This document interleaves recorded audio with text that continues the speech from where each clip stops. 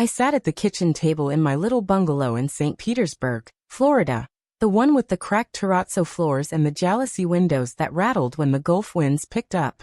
The fan above me spun slow, like it was tired of turning. The letter from the landlord sat open in front of me. $1,800 due by Friday.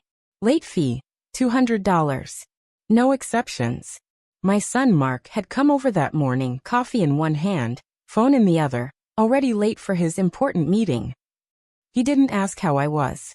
Just said, "Mom, you've got that jewelry box. The one with the gold and the old pearls. Why don't you just sell it? It's just sitting there." I looked at him. The same eyes as his father. The same sharp jaw. But none of the softness. "It's not just sitting there," I said quietly. "It's all I have left of you." He waved a hand. "Mom, sentimental won't pay the rent. Just take it to a pawn shop. You'll get a few hundred. Enough for a couple months." I didn't answer. I just nodded, like I always did. The good little mom. The quiet one. The one who never caused trouble. But that night, after he left, I walked to the back of my closet, behind the mothball-scented sweaters and the old photo albums, and I pulled out the black velvet box. The one I hadn't opened in 17 years. Not since the funeral. I opened it slowly. There it was. The gold locket, with the tiny photo of my husband, David, on one side and Mark as a baby on the other. The pearl earrings, South Sea, he told me once, not the fake junk from the boardwalk.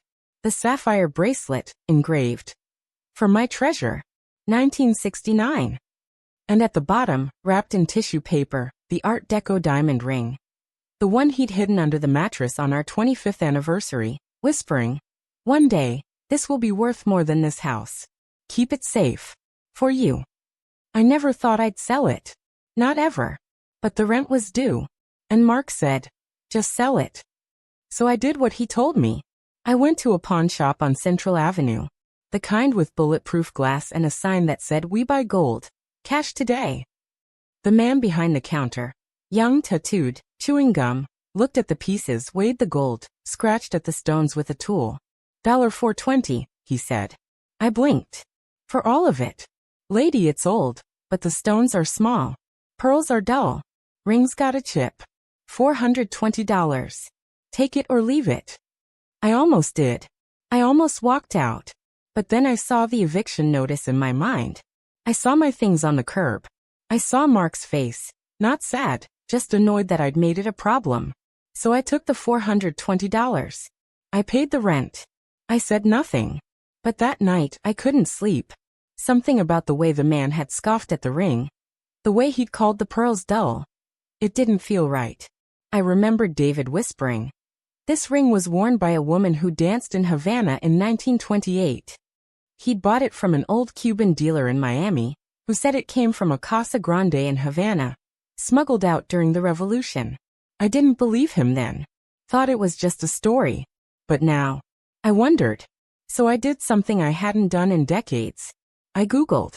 Art Deco diamond ring with sapphire halo. Provenance, Cuba, 1920s. And there it was. A $2.1 million auction in Christie's last year. Same cut, same origin, same maker's mark. My heart stopped.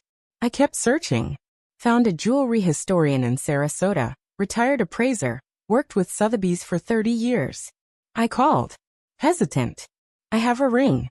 My husband said it was special, but I sold it to a pawn shop." There was a pause.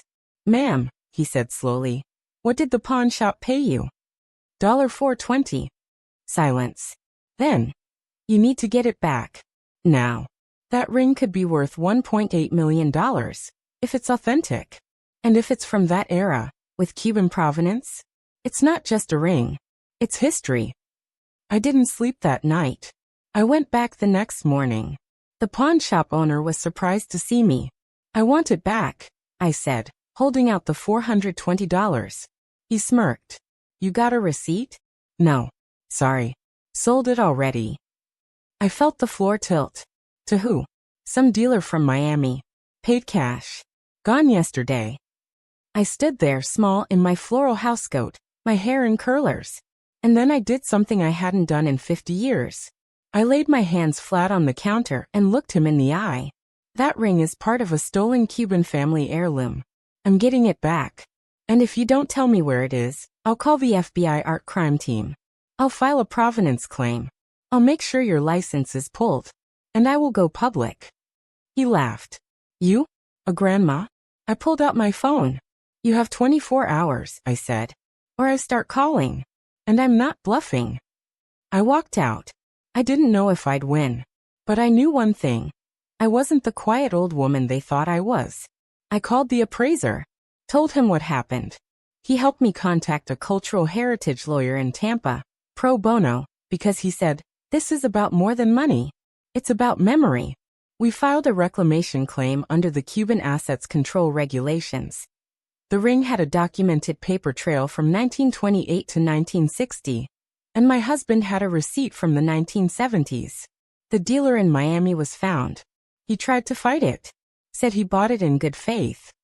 But the FBI got involved, and after 3 months, 3 months of stress, fear, and nights crying in the dark, they found it. In a storage unit in Hialeah.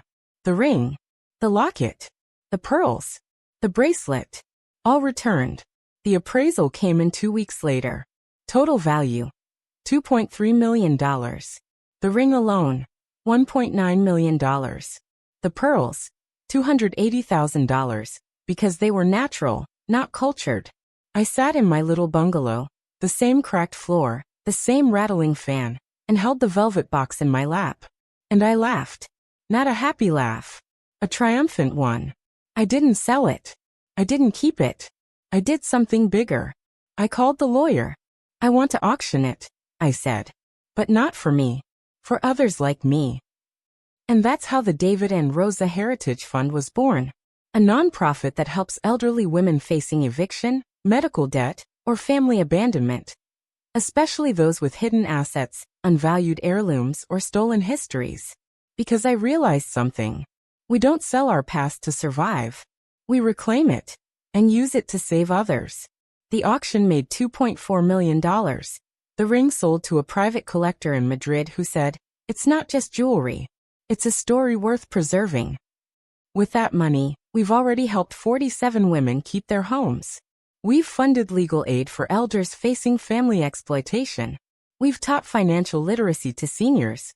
Because no one should pawn their life for $420. And Mark, he came to see me last month. Sat at that same kitchen table. Said, "Mom, I had no idea. I'm sorry. I thought it was just stuff." I looked at him. Not with anger.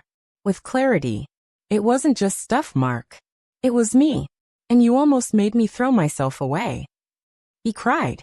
I didn't. I just poured him a cup of tea. And said, "Now go learn how to see people, not just their value. If you've ever been told, just sell your things, you don't need that. You're too old to matter. Then this story is for you. Because we're not just grandmas. We're keepers of history, holders of secrets, guardians of worth. And sometimes the most valuable thing we own isn't a diamond ring. It's our voice. So if this story made your heart race, if you've ever felt invisible, if you've ever pawned a memory to survive, you are not alone. Backhand index pointing right. Subscribe to Z Grandma Stories.